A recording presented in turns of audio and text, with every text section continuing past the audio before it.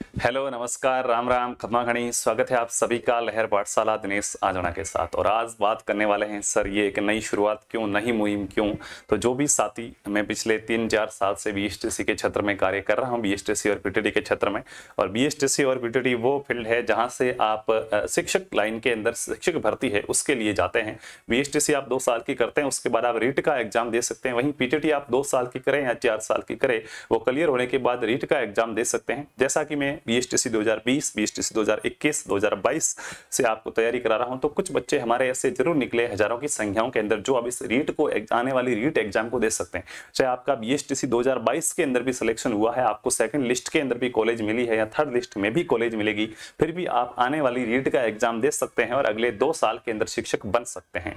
तो सबसे बड़ा सवाल है कि रीट की जो फ्री क्लासेज है, सर आप रीट की तैयारी कब कराओगे। सबसे पहले तो मेरे पास ये सवाल आ रहा था कि फ्री क्लासेज है, ये क्लासेज कब लगाओगे। तो इसकी शुरुआत आज से ही आपकी हो चुकी है।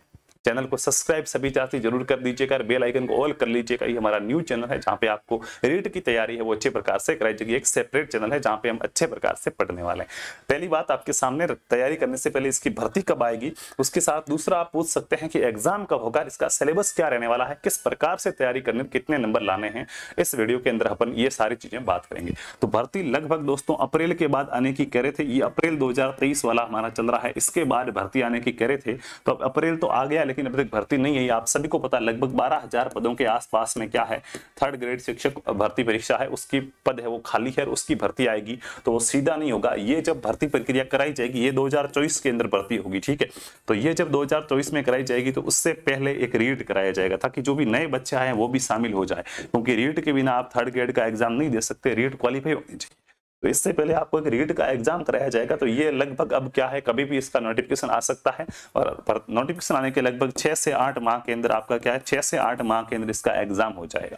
हम बात करेंगे इसका सिलेबस क्या है, आपको कितने नंबर लाने हैं, कौन कौन सी बुक्स पढ़नी है, मैं आपको यहाँ पे पढ़ाऊंगा, उससे कितने नंबर आ सकते हैं, इन तमाम चीजों पर बात करते हैं। तो सबसे पहले बात करते हैं, देखिएगा इसको रीट कहा जाता है और रीट के बाद जो एग्जाम होता है उसे थर्ड ग्रेड का एग्जाम कहा जाता है। रीट 2023 की बात करते हैं। तो रीट 2023 में हम यहाँ पे बात करते हैं जिन्होंने बीएसटीसी कर रखा है उनके लिए लेवल 1 की। कौन सा बीएसटीसी कर रखे हैं उनको लेवल 1 के बच्चे कहा जाता है, जो पहली से 5वीं तक की कक्षा को पढ़ाएंगे।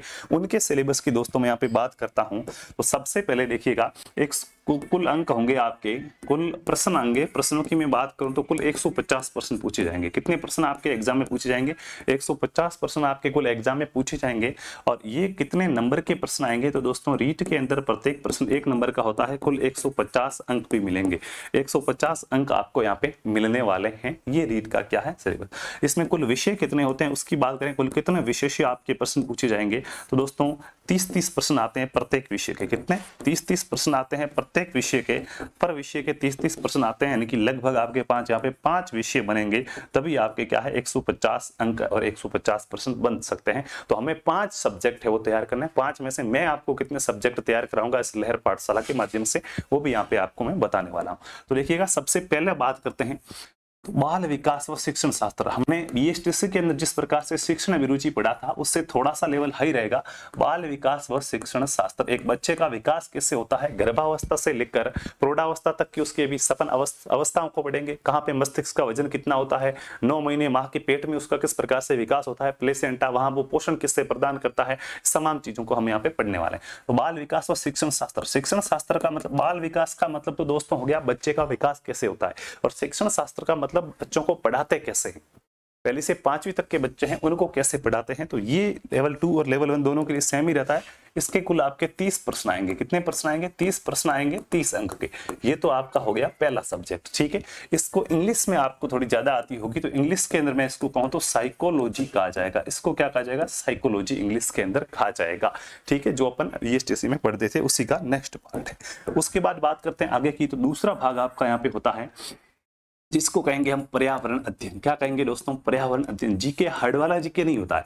10वीं तक की किताबों के अंदर जो जीके दे रखा है ये जीके है एक प्रकार से। पर्यावरण अध्ययन किसका, सिर्फ राजस्थान के साथ कुछ परिवार वगैरह ऐसे कुछ और भी टॉपिक्स होते हैं, लेकिन मुख्य रूप से राजस्थान का जीके होता है जिसे पर्यावरण अध्ययन के नाम से जानते हैं।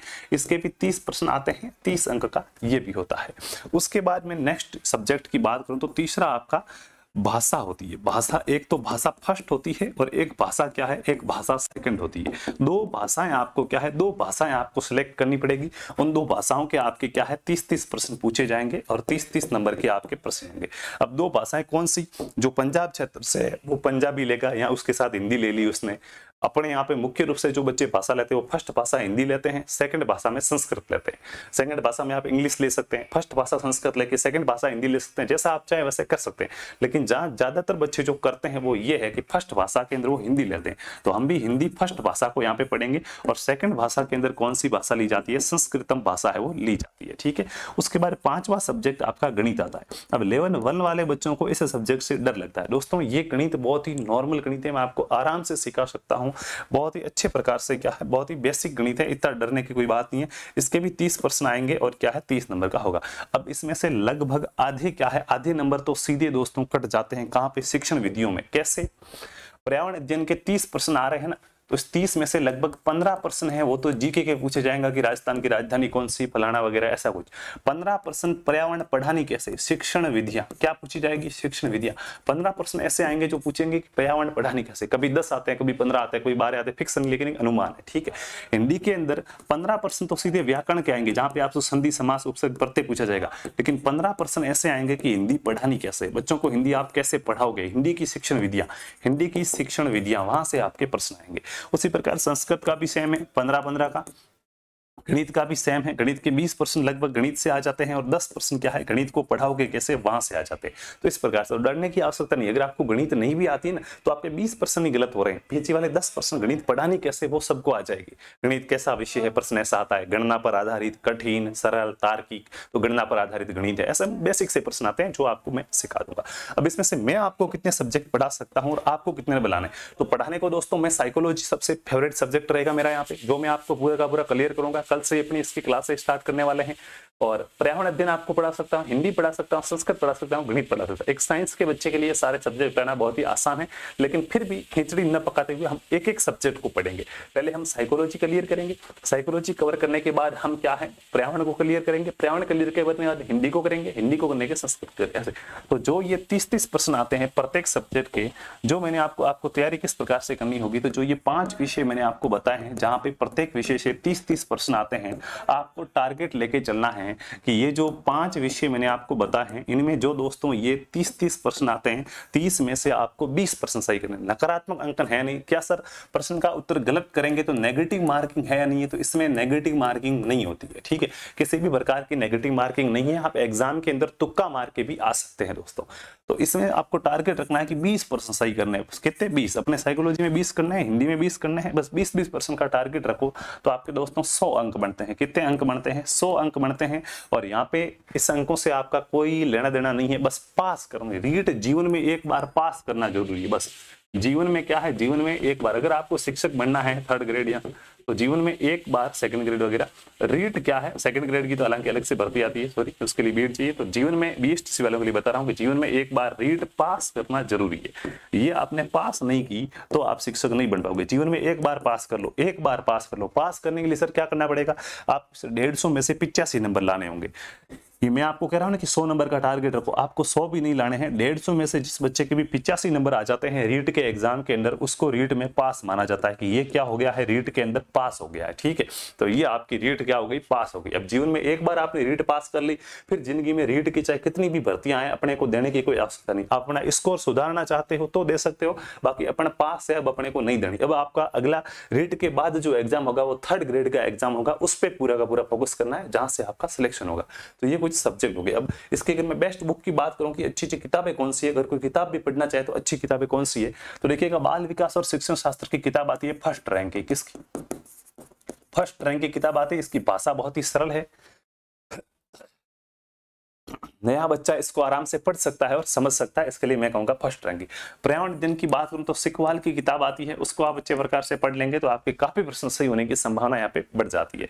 हिंदी की बात करूं तो माध्यमिक शिक्षा बोर्ड की जो नवीन हिंदी व्याकरण आती है 9वीं से 12वीं तक की हिंदी व्याकरण की, वो आप अच्छे से पढ़ सकते हैं। और वहीं बात करें संस्कृत की तो साफल्यम की बुक आती है, संस्कृत की साफल्यम की बुक है, वो आप पढ़ेंगे तो आपके संस्कृत में लगभग 30 में से 30 प्रश्न यहीं से छपते हैं और आप 25 के आराम से कर सकते हैं। ठीक है, गणित की बात करें तो गणित के लिए आपको किसी भी एक यूट्यूब चैनल का सहारा लेना पड़ेगा, क्योंकि गणित एक ऐसा विषय है जो किताब में देख कर नहीं सीखा जा सकता है। ये आप बाकी वाली चीजें किताब में पढ़कर सीख लोगे, लेकिन गणित में इसका ये सॉल्यूशन कैसे हुआ है, कौन सा ट्रिक लगाना है, किताबों के अंदर आपको फॉर्मूले दे रखे होंगे। और दोस्तों हम फॉर्मूले से प्रश्न करेंगे। हमारा पास में बैठा बंदा है जो ट्रिक लगाकर हम किसी प्रश्न को 1 मिनट में कर रहे हैं और वो 10 सेकंड में ही कर रहा है, तो उसके चांसेस ज्यादा है कि वो ही सक्सेस अपने से पहले हो जाएगा।